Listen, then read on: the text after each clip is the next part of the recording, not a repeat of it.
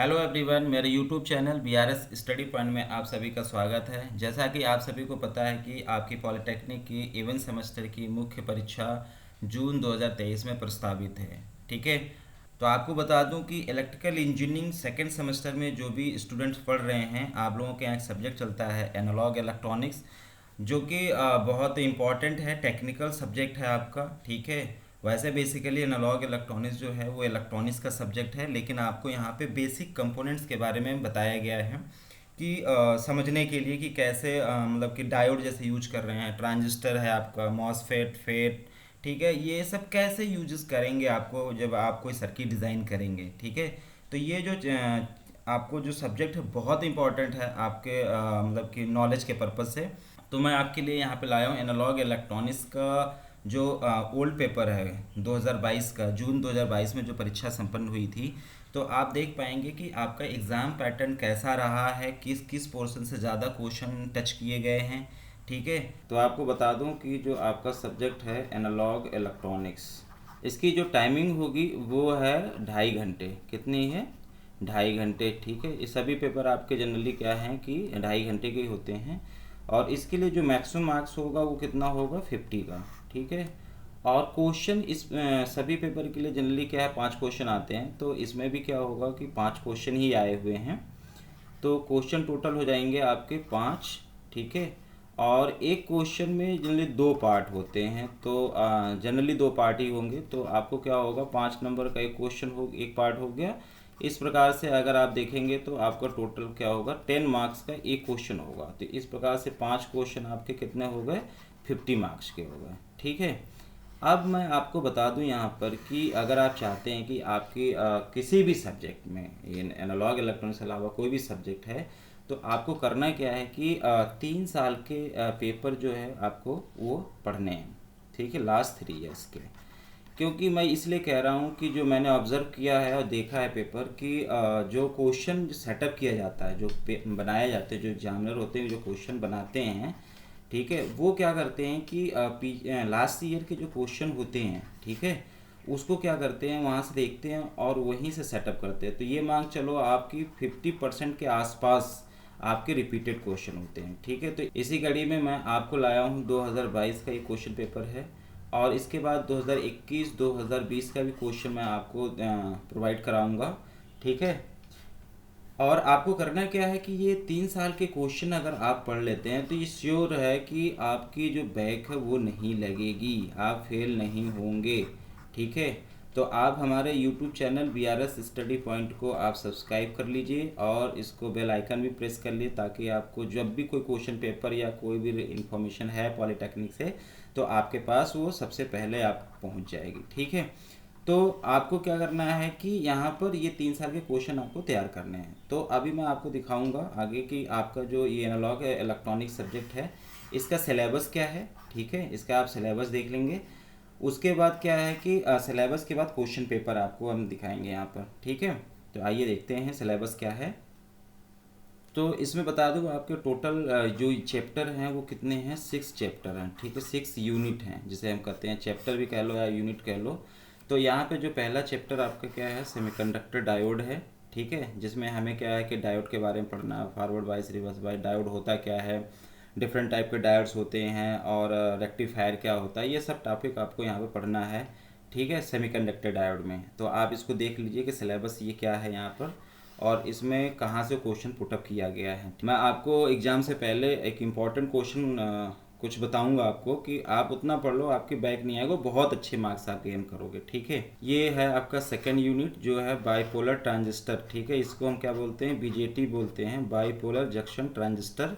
ठीक है, ट्रांजिस्टर क्या होता है, ठीक है, ट्रांजिस्टर कितने टाइप के हैं, जैसे पीएनपी एनपीएन ट्रांजिस्टर है, फिर ये कितने मोड होते हैं, काम कितने मोड में करता है, कॉमन बेस है, कॉमन इमीटर है, कॉमन कलेक्टर है। ठीक है, तो ये ट्रांजिस्टर के बारे में यहाँ पे कुछ हमें यहाँ पे पढ़ना है। ठीक है, और उसके बाद आप देख पा रहे हैं कि ट्रांजिस्टर बायसिंग एंड स्टेबलाइजेशन, ये जो है बहुत इंपॉर्टेंट है कि स्टेबलाइजेशन के बारे में बताया गया, और बायसिंग कैसे होती है ट्रांजिस्टर की। जैसे आपको पता होगा कि फॉरवर्ड बायस और रिवर्स बायस, इसमें हम सब डिटेल में डिस्कस करेंगे बाद में। तो अभी तो क्वेश्चन पेपर के पर्पज़ से आपको यूनिट रिवाइज करा रहे हैं कि आप देख पा रहे हैं सिलेबस क्या है आपका। फोर्थ चैप्टर है सिंगल स्टेज ट्रांजिस्टर एम्पलीफायर। ये एप्लीकेशन होता है ट्रांजिस्टर को हम कैसे यूज कर पा रहे हैं एम्पलीफायर की तरह, ठीक है। तो ये आपका नेक्स्ट चैप्टर है मल्टी स्टेज ट्रांजिस्टर एम्पलीफायर। तो यहाँ आपको बता दें कि जो एम्पलीफायर हम यूज कर रहे हैं, ट्रांजिस्टर का जो एप्लीकेशन होता है वो एम्पलीफायर होता है, ठीक है। एम्पलीफायर की तरह यूज करते हैं। सिंगल स्टेज में क्या है कि आपका जो गेन होता है, ठीक है, वो क्या होता है, कम हो जाता है, ठीक है, कम होता है। तो हम क्या करते हैं, कई ट्रांजिस्टर को मिला के आप क्या करते हैं, जब एम्पलीफायर बनाते हैं तो उसका जो गेन होता है वो क्या होता है, बढ़ जाता है, ठीक है। और इसीलिए हम क्या है मल्टी स्टेज यहाँ पे यूज़ करते हैं। अब नेक्स्ट क्या है आपका, जैसे लास्ट चैप्टर है फील्ड इफेक्ट ट्रांजिस्टर। आपको बता दें कि जो बीजेटी है वो क्या होता है, बाईपोलर जंक्शन ट्रांजिस्टर होता है, ठीक है। इसमें जो करंट होती है वो माइनॉरिटी और मेजॉरिटी दोनों की वजह से होती है, ठीक है, चार्ज कैरियर की वजह से होती है।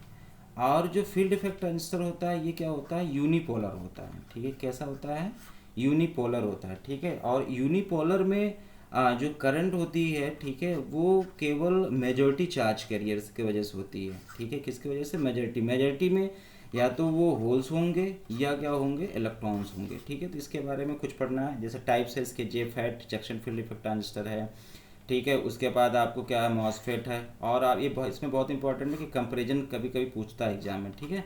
तो ये कुछ सिलेबस आपका है जो आपको स्टडी करना है, ठीक है। और आपको अब दिखाते हैं कि जो क्वेश्चन आया 2022 का वो क्या है। यहाँ पर आप देख पा रहे हैं कि आपका जो पहला क्वेश्चन है वो कितने मार्क्स का, 10 मार्क्स का, ठीक है।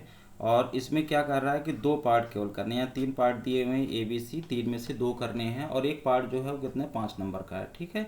जैसे पहला क्वेश्चन है, आपको पता है कि आपका पहला चैप्टर जो है वो पीएन जंक्शन डायोड है, ठीक है। तो इसी से पहला क्वेश्चन आया यहाँ पर कि करंट फ्लो मैकेनिज्म आपको समझाना है पीएन जंक्शन की, ठीक है।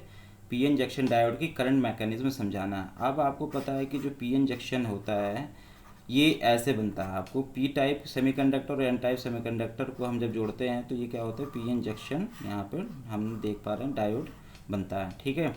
अब ये पूछ रहा है कि यहाँ पे पहला क्वेश्चन नो बायस, ठीक है। नो बायस मतलब बायस जो लिखा है कि बायस मतलब बायसिंग के बारे में बात कर रहा है कि विदाउट बायसिंग, नो बायसिंग, बिना बैटरी लगाए हुए, ठीक है, पीएन जंक्शन में करंट कैसे फ्लो करता है। सेकंड है फॉरवर्ड बायसिंग, ठीक है। आपको क्या करना है, दिखाना है कि जो पीएन जंक्शन है इसको फॉरवर्ड बायस करना। तो आपको पता है कि बायसिंग क्या करते हैं, बैटरी कनेक्ट कर देते हैं एक लग, ठीक है। अब अगर बैटरी का पॉजिटिव टर्मिनल और पीएन जंक्शन का पॉजिटिव टर्मिनल ये, ठीक है ना, अगर कनेक्ट हो जाए और नेगेटिव टर्मिनल बैटरी के नेगेटिव टर्मिनल से कनेक्ट हो जाए तो इस प्रकार की जो बायसिंग होती है कहलाती है फॉरवर्ड बायसिंग, ठीक है। अब जैसे होगा तो आपने पढ़ा होगा कि कैसे करंट इसमें फ्लो करती है, ये आपने पढ़ा, आपको बताएंगे आगे, ठीक है। नेक्स्ट है इसमें रिवर्स बायस। रिवर्स बायस में आपको क्या है पता है कि पीएन जंक्शन आपका ये है, ठीक है। और अगर आप इसमें बैटरी का नेगेटिव टर्मिनल क्या करना है आपको, पी टाइप से जोड़ दें, और बैटरी का पॉजिटिव टर्मिनल अगर एन टाइप से जोड़ दें, ठीक है, सेमीकंडक्टर से, तो ये कनेक्शन जो होगा रिवर्स बायस। तो इसमें करंट कैसे फ्लो होगी, ठीक है, इसके बारे में आपको डिटेल समझाना है। तो ये सेकंड पार्ट है आपका, पूछ रहा है इसमें कि draw the characteristic of ideal diode. जो आइडियल डायोड होता है, आदर्श डायोड जो बोलते हैं इसे हम, ठीक है, उसकी करेक्टरिस्टिक ड्रॉ करनी है। और ये पूछ रहा है कि प्रैक्टिकल डायोड से ये कैसे डिफर होता है, अलग है, ठीक है। तो आइडियल डायोड और प्रैक्टिकल डायोड के बारे में डिफरेंस भी बताना है आपको, दिखाना है, ठीक है। तो आपने देखा होगा कि जो आइडियल डायोड होता है उसका जो करेक्टरिस्टिक ड्रॉ करते हैं जब हम वोल्टेज और करंट के बीच में ग्राफ प्लॉट करते हैं तो वो कुछ ऐसे होता है, ठीक है ना, ऐसे बनता है, ठीक है। और जो प्रैक्टिकल है आपने पढ़ा होगा कि फॉरवर्ड और रिवर्स बायस में, तो आप देखे होंगे कि कुछ कुछ ऐसे ही पॉइंट, जैसे सिलिकॉन अगर डायोड है तो उसका जो करेक्टरिस्टिक होगा कुछ ऐसे होता है, ठीक है, नॉन लीनियर होता है। और रिवर्स बायस में क्या होगा कि आपका कुछ ऐसे होता है। तो ये कुछ डिफरेंस आपको बताना है यहाँ पर, ठीक है। नेक्स्ट पार्ट है कि आपका ब्रिज रेक्टिफायर के बारे में पूछ रहा है। तो आपको पता ही होगा कि जो ब्रिज रेक्टिफायर होता है, ठीक है, इसमें कितने डायोड लगते हैं, 4 डायोड लगते हैं, ठीक है। अब ये 4 डायोड लगते कैसे हैं, ठीक है। आपको पता है कि एक ट्रांसफार्मर लेते हैं हम, ठीक है। ट्रांसफार्मर में क्या होगा कि आपको यहाँ पर अब डायोड दिखाना है। ये ट्रांसफार्मर जो होगा आपका स्टेप डाउन ट्रांसफार्मर होगा, ठीक है। अब आपको क्या करना है, यहाँ पे एक डायोड दिखा देना है, ठीक है। यहाँ पर आपने एक डायोड लगा दिया, यहाँ पे एक डायोड लगा दिया, कुछ ऐसे प्रकार से हम यहाँ पर एक ब्रिज रेक्टिफायर हम बनाते हैं, ठीक है। ये हो गया आपका। और यहाँ पे क्या करते हैं, एक लोड रेजिस्टेंस लगा देते हैं, ठीक है। तो ये कुछ जो डायग्राम आपका है, ठीक है, ये ब्रिज रेक्टिफायर का है। और आपको क्या करना है, ब्रिज रेक्टिफायर के बारे में एक्सप्लेन करना है। उसके बाद क्या करना है, इसी में कैलकुलेट करना है डीसी और आरएमएस आउटपुट वोल्टेज रेगुलेशन, ठीक है, और एफिशिएंसी भी कैलकुलेट करनी है। ये दो चीज़, डीसी और आरएमएस, ठीक है, ये जो है आउटपुट वोल्टेज निकालना है और एफिशिएंसी भी कैलकुलेट करनी है, ठीक है। तो ये हो गया पहला क्वेश्चन कंप्लीट। सेकंड क्वेश्चन है, इसमें क्या है, 5 पार्ट दिए हुए हैं, 1 2 3 4 5, ठीक है, 5 पार्ट दिए हुए हैं, जिसमें से 4 पार्ट करने हैं आपको। और आप देख पा रहे हैं कि एक पार्ट 3 नंबर का है, ठीक है। तो टोटल कितने, 12 नंबर का ये क्वेश्चन हो गया, ठीक है। अब पहला क्वेश्चन जो है पूछ रहा है कि कह रहा है कि draw the BI characteristic of tunnel diode. आपने जो टाइप्स ऑफ डायोड में देखा होगा कि पढ़ा होगा टनल डायोड, ठीक है। टनल डायोड का बीआई कैरेक्टरिस्टिक ड्रॉ करना, वोल्टेज करंट के बीच में, ठीक, ग्राफ प्लॉट करना है। उसके बाद आपको जो है मैकेनिज्म समझानी है जंक्शन ब्रेकडाउन की इसमें, ठीक है। सेकेंड क्वेश्चन है what is LED light emitting diode, ठीक है, क्या होता है, ठीक है, इसके बारे में समझाना है आपको, किस प्रिंसिपल पर ये काम करता है, ठीक है। इसको कंस्ट्रक्शन और एप्लीकेशन सहित इसको समझाना है, ठीक है। नेक्स्ट क्वेश्चन है explain the input and output characteristic of transistor in CB configuration. आपको पता है कि हमने बताया भी था कि जो ट्रांजिस्टर है वो 3 मोड में काम करता है, common collector, common base, common ammeter. अगर हम कलेक्टर को कॉमन कर देंगे तो कॉमन कलेक्टर कॉन्फ़िगरेशन कहलाएगा, अगर बेस को कॉमन करते हैं तो कॉमन बेस, अगर एमीटर को करते हैं तो कॉमन एमीटर कॉन्फ़िगरेशन कहलाएगा, ठीक है। तो इसमें क्या पूछ रहा है कि जो कैरेक्टरिस्टिक ड्रॉ करनी है, ठीक है, आपको इनपुट और आउटपुट कैरेक्टरिस्टिक जो है ड्रॉ करनी है सीबी कॉन्फ़िगरेशन की, ठीक है। ये ट्रांजिस्टर से क्वेश्चन है, ठीक है। नेक्स्ट चैप्टर जो है सेकंड चैप्टर। नेक्स्ट क्वेश्चन है आपका कि कंपेयर पी चैनल जेफेट और एन चैनल जेफेट। ये जो क्वेश्चन आपका है ये नेक्स्ट चैप्टर जो फेट है, फील्ड इफेक्ट ट्रांजिस्टर, उससे है। और फेट का जो टाइप्स होते हैं, ठीक है, जेफेट। जेफेट क्या होता है, junction field effect transistor 2 type का होता है, एन चैनल और पी चैनल। तो उसके बारे में आपको कंपेयर करना है यहाँ पर। और लास्ट क्वेश्चन इसका है, लास्ट क्वेश्चन आपका है कि जीनर डायोड को कैसे हम वोल्टेज रेगुलेटर की तरह काम कराते हैं, ठीक है, करते हैं, और इसका लिमिटर्स जो की तरह यूज करते हैं। तो सबसे इम्पॉर्टेंट आपको बता दें कि जो जीनर डायोड होता है, जो इसका एप्लीकेशन है वो क्या है, वोल्टेज रेगुलेटर। जब आप रेक्टिफायर बनाते हैं तो लास्ट में फिल्टर के बाद क्या है, आप प्योर डीसी के लिए क्या करते हैं, हम वोल्टेज रेगुलेटर लगाते हैं वहाँ पर, ठीक है।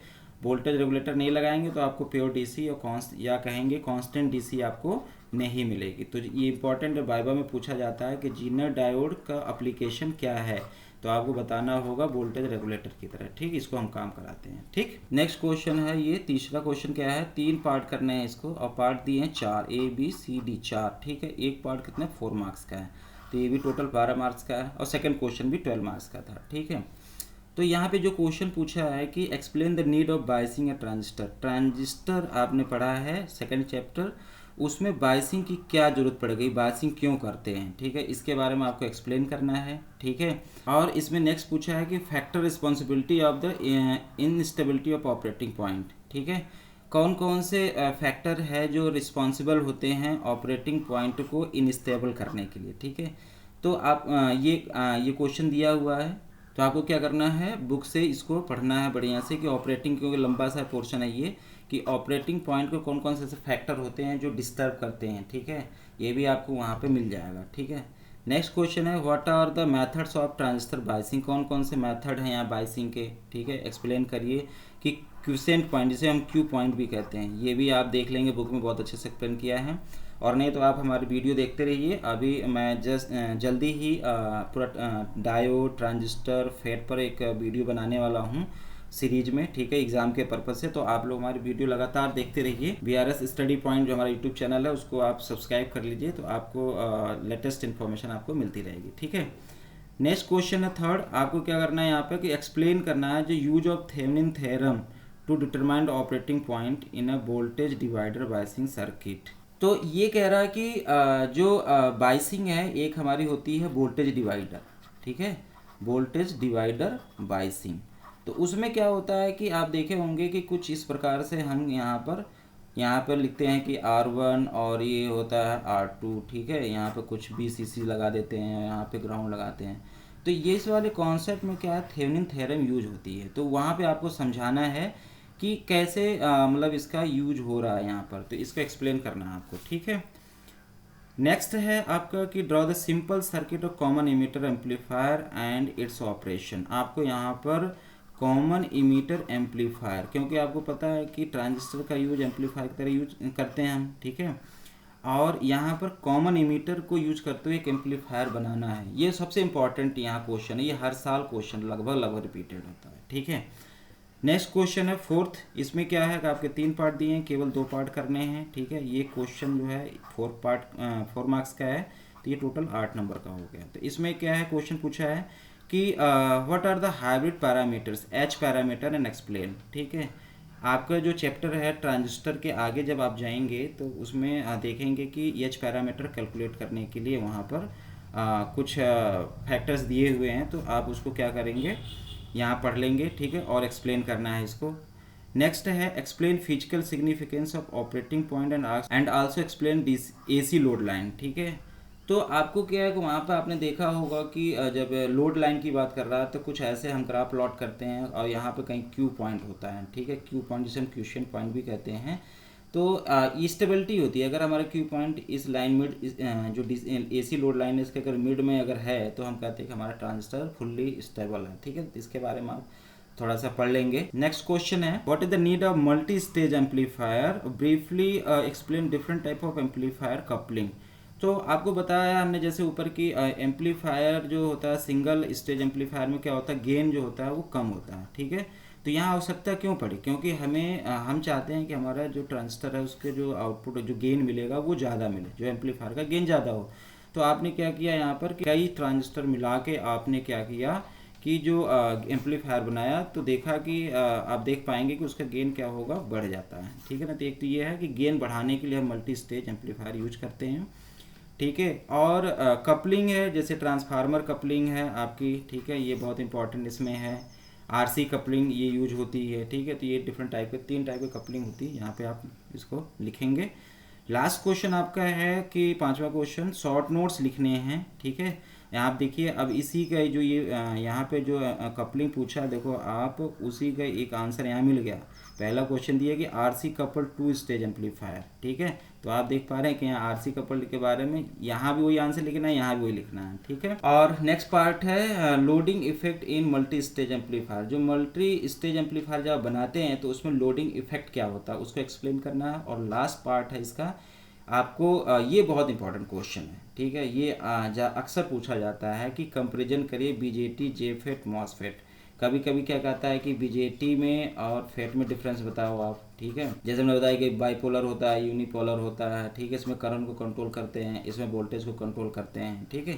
तो इसी प्रकार से आपको क्या करना है, बीजेटी जेफेट और मॉसफेट को क्या करना है, आपको एक्सप्लेन करना है, ठीक है। ये नीचे इसका हिंदी वर्जन दिया है, आप देख लीजिए इसके क्वेश्चन क्या हैं। तो ये देख रहे हैं कि हिंदी वर्जन है जो अभी इंग्लिश में वहाँ देख रहे थे, ठीक है। और आपको पता होना चाहिए कि जो इंग्लिश वर्जन है वही मान्य होता है। अगर कुछ हिंदी में क्योंकि ट्रांसलेट किया जाता है तो गड़बड़ी हो सकती है, कुछ भी मिस्टेक हो सकती है। तो यहाँ साफ साफ लिखा है कि जो तो परीक्षार्थी अंग्रेजी अनुवाद के अनुसार प्रश्न पत्र का उत्तर दें। अगर कहीं डिफरेंस है तो इंग्लिश वर्जन जो होता है वही मान्य होता है, इसीलिए मैंने इंग्लिश वर्जन वाला जो क्वेश्चन उसी को एक्सप्लेन किया, ठीक है। तो ये पहला क्वेश्चन है जिसमें पहला क्वेश्चन था पी इंजेक्शन के अंदर धारा प्रवाह, जिसे हम कहते थे करंट की मैकेनिज्म बताना था। No biasing, forward biasing, reverse biasing, ठीक है। सेकंड क्वेश्चन था आदर्श डायोड के बारे में बताना था और प्रैक्टिकल डायोड से कैसे डिफर होता है एक्सप्लेन करना था। नेक्स्ट क्वेश्चन है ब्रिज रेक्टिफायर, इसमें ठीक है ये भी हमने एक्सप्लेन किया ब्रिज रेक्टिफायर कैसे बनता है, उसकी वर्किंग मतलब कार्यविधि समझानी है और डीसी आरएमएस आउटपुट वोल्टेज कैसे उसका जो है कैलकुलेट करना है, ठीक है, और उसकी एफिशिएंसी भी बतानी है। नेक्स्ट क्वेश्चन था कि जिसमें 4 पार्ट करने हैं, 5 पार्ट दिए हुए हैं। पहला क्वेश्चन था कि टनल डायोड की जो बीआई कैरेक्टरिस्टिक ड्रॉ करनी है, ठीक है, और जंक्शन ब्रेक डायोड के प्रक्रिया को समझाना था। नेक्स्ट है एलईडी क्या है, ठीक है, लाइट इमिटिंग डायोड के बारे में समझाना है, ठीक है, इसके जो कार्य सिद्धांत है वो भी बताना है और इसका यूज बताना कहाँ पे एलईडी यूज होती है, ठीक है। नेक्स्ट क्वेश्चन है सीबी कॉन्फ़िगरेशन में बारे में बताना था, जो ट्रांजिस्टर का कॉमन बेस कॉन्फ़िगरेशन होता है और इसका इनपुट और आउटपुट कैरेक्टरिस्टिक ड्रॉ करनी थी, ठीक है। नेक्स्ट क्वेश्चन है पी चैनल जेफेट और एन चैनल जेफेट के बारे में तुलना करनी है, ठीक है। लास्ट क्वेश्चन है कि जीनर डायोड का प्रयोग वोल्टेज रेगुलेटर और लिमिटर के रूप में होता है, एक्सप्लेन करना है, क्योंकि आपने बताया कि आपको हमने बताया भी कि जीनर डायोड जो होता है उसका एप्लीकेशन क्या है, वोल्टेज रेगुलेटर की तरह काम करता है और लिमिटर की तरह भी यूज करते हैं इसको, ठीक है, इसको एक्सप्लेन करना है। थर्ड क्वेश्चन आपका है कि ट्रांजिस्टर की बायसिंग की क्या जरूरत पड़ेगी, क्यों बायसिंग हम करते हैं, ठीक है, और ऑपरेटिंग पॉइंट की जो अस्थिरता है, इनस्टेबिलिटी है के लिए उसके लिए कौन कौन से कारक, ठीक है, फैक्टर से उत्तरदायित्व हैं, कौन कौन से ऐसे फैक्टर हैं जो क्यू पॉइंट को क्या है कि इनस्टेबल करते हैं, ठीक है, तो ये आपको समझाना यहाँ पर है। सेकंड क्वेश्चन है ट्रांजिस्टर बायसिंग के तरीके क्या हैं, कौन कौन से हो सकते हैं, ठीक है, क्वेश्चन पॉइंट की व्याख्या कीजिए, क्यू पॉइंट के बारे में एक्सप्लेन करना था। नेक्स्ट क्वेश्चन है वोल्टेज डिवाइडर बायसिंग कॉन्फ़िगरेशन, ठीक है, इसके एक्सप्लेन करना है और इसकी क्या है, इसमें थेवेनिन थ्योरम कैसे यूज की जाती है, ठीक है, अभी हमने ऊपर बताया। कॉमन इमीटर एम्पलीफायर जो है उसको एक्सप्लेन करना है आपको और उसकी कार्यविधि बतानी है। चौथा क्वेश्चन है कि आपको हमने बताया कि हाइब्रिड पैरामीटर यहाँ पे क्या होते हैं ये बताना है, एच पैरामीटर, ठीक है, ये ट्रांजिस्टर वाले चैप्टर में मिलेगा आपको, इसकी व्याख्या करनी है। सेकंड है ऑपरेटिंग पॉइंट के भौतिक महत्व क्या है, व्याख्या कीजिए और एसी लोड लाइन का भी वर्णन कीजिए, ठीक है। क्यू पॉइंट, ठीक है, क्वेश्चन पॉइंट को एक्सप्लेन करना है, इसकी क्या इंपॉर्टेंस है, क्योंकि आपको पता है कि क्यू पॉइंट इतना इंपॉर्टेंट ये है इसलिए क्योंकि ट्रांजिस्टर अगर स्टेबल होगा, ठीक है, तो इसका क्यू पॉइंट कहाँ होना चाहिए, मिड में होना चाहिए, एसी लोड लाइन या डीसी लोड लाइन जो भी है, ठीक है, और इसे एक्सप्लेन करना है। पार्ट है इसमें मल्टी स्टेज एम्पलीफायर की आवश्यकता क्या है ये आपको समझाना है, और विभिन्न प्रकार के जो प्रवर्धक कपलिंग होते हैं, ठीक है, आपने बताया कि 3 टाइप के कपलिंग होता है, इसको एक्सप्लेन करना है। तो उसी में आप देख रहे हैं कि ये 5वें क्वेश्चन पहला ही पार्ट जो है इसी का एक पार्ट हो गया, आरसी कपलिंग, ठीक है, डायरेक्ट कपलिंग होती है एक, ठीक है, डायरेक्ट कपलिंग हो गई, ठीक है, आरसी कपलिंग हो गई, लास्ट है ट्रांजिस्टर कपलिंग, ठीक है। मल्टी स्टेज एम्पलीफायर में लोडिंग इफेक्ट क्या होते हैं एक्सप्लेन करना था और जेफेट मॉसफेट बीजेटी में तुलना करनी है, ठीक है। तो ये आपका क्वेश्चन पेपर है, टोटल 5 क्वेश्चन थे आपने देखा। इसी प्रकार मैं 2020 और 2021 के भी क्वेश्चन पेपर लाऊंगा, उसको एक्सप्लेन करूंगा शॉर्ट में, ठीक है। तो आपको क्या करना है कि सभी जो आपके क्लासमेट हैं और सबको शेयर करिए कि तो आपको क्या करना है कि मेरा जो यूट्यूब चैनल है BRS स्टडी पॉइंट, ठीक है, इसको सब्सक्राइब कर लीजिए आप, ठीक है, BRS स्टडी पॉइंट को, और आप इसको शेयर करिए और बेल आइकन को ज़रूर वहाँ पर प्रेस कर लीजिए ताकि आपको जो लेटेस्ट इन्फॉर्मेशन है वो आपको मिलती रहे, ठीक है। और सभी स्टूडेंट्स को बताइए, ज़्यादा से ज़्यादा इसको शेयर करिए ताकि मैं ज़्यादा से ज़्यादा क्वेश्चन पेपर आपको बता सकूं। और आपको यहाँ बता दें कि अगर जो मैं बता रहा हूँ अगर आपने ये 3 साल के क्वेश्चन पेपर सॉल्व कर लिए तो आप मान चलिए आपकी कोई बैक नहीं आएगी और बहुत अच्छे नंबर आप गेन करेंगे। बस आप हमारे यूट्यूब चैनल से जुड़े रहिए, आपको ज़्यादा से ज़्यादा इन्फॉर्मेशन मैं प्रोवाइड करूँगा। Okay, thank you.